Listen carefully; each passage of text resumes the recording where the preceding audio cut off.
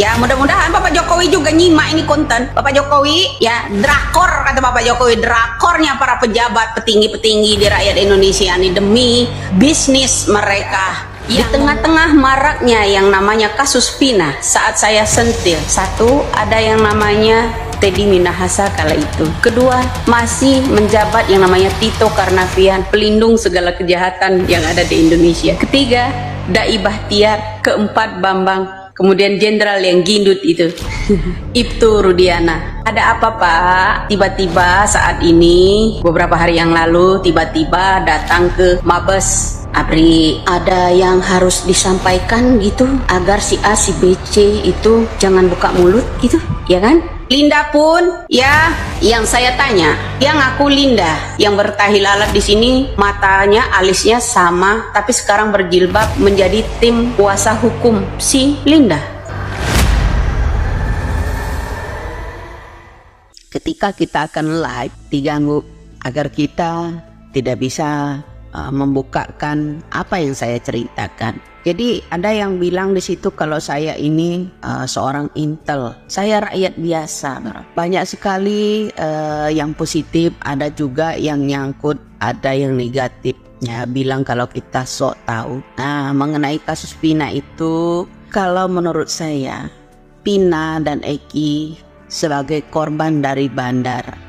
Karena orang tuanya juga menutup kasus itu tidak diperpanjang karena takut ada sesuatu yang akan terbongkar. Mana itu Rudiana? Bunyi nggak? Selama kasus ini mencuat, kemana rimbanya? Kalau nggak salah, pada tahun 2016 lalu, seorang Teddy Minahasa itu masih aktif kayaknya. Coba panggil kembali.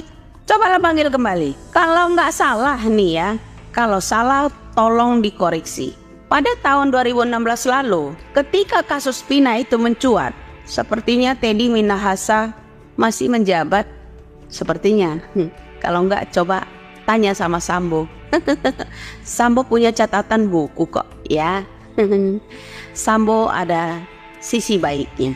Kalau dia kena hukuman DOR, maka akan dibaca memori catatan di buku tersebut, maka melibatkan banyak jenderal, tah dari judi online dan bisnis sebu-sebu. Ya, jadi itulah. Setahu saya, seingat saya, pada saat kasus itu mencuat, seorang Rudiana melakukan penangkapan bandar narkoba pada waktu itu. Seorang Teddy Minahasa itu masih aktif kayaknya. Coba sentil-sentil tuh Teddy Minahasa ya. Salam waras. Dan waktu itu Pak Tito Karnavian juga masih menjabat. Iya tang, ya masih sering olahraga kan Pak keliling Monas pada waktu itu. Nyo, jangan tertipu dengan saksi-saksi, apalagi sumpah-sumpahan macam Suginur itu. Apalagi orang yang panggil-panggil jin itu, panggil ini, cahayanya mana yang masuk ke tubuh manusia itu? Kalau memang benar jin kok dipercaya, bisa nyamar siapa aja, bisa nyamar yang namanya gentong, bisa menyamar jadi babon, bahkan bisa menyamar jadi kelinci. Betul nggak? Nah, salam waras. Mudah-mudahan Pak Teddy Minahasa mendengarkan ini. Mudah-mudahan Pak Tito Karnavian kala itu masih menjabat mendengarkan ini. Dari pemilu aja peranan penting seorang Bapak Tito Karnavian buat presiden. Dia pelindung segala jabatan di negara kita. Ingat, ketika Tito Karnavian juga soal korupsi besar di zamannya SBY, buku KPK pun bisa hilang, 2 lembar diganti. Jadi begitu ya bro. Semoga ada yang komen-komen itu di konten saya itu melek. Semoga orang yang saya sindir-sindir itu membuka pertanyaan saya. Ada apa dengan seorang yang sudah lama menghilang, yaitu Bambang, teman-teman dari Dai Bahtiar, tiba-tiba datang ke Mabes Polri? Ada apa? Di tengah-tengah maraknya yang namanya kasus Vina saat saya sentil, Satu, ada yang namanya Teddy Minahasa kala itu masih menjabat.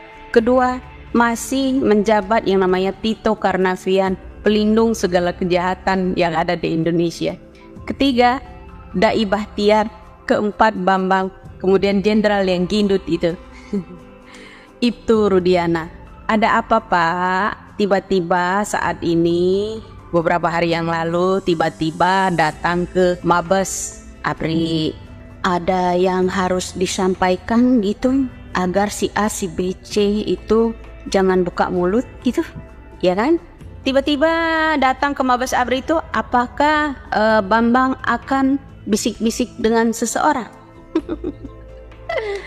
Aduh, sandiwara di Indonesia banyak sekali. Seperti kata-kata Bapak Listio Sigit, kalau nggak bisa pangkas kepalanya, pangkas ekornya. Saya akan salut kepada Listio Sigit jika ekornya lebih dulu dipangkas dari yang rendah, orang-orang yang disuap, agar bisa buka mulut. Karena pejabat-pejabatnya saat ini sedang belusukan. Belusukan kemana? Ya diam-diam. Tapi kamera ini ya di mana-mana bakal menyorot mereka. Tiba-tiba datang ke Mabes, ya akan silaturahmi dengan siapa? Membisikkan apa? Kira-kira datang ke itu pengamanan kah?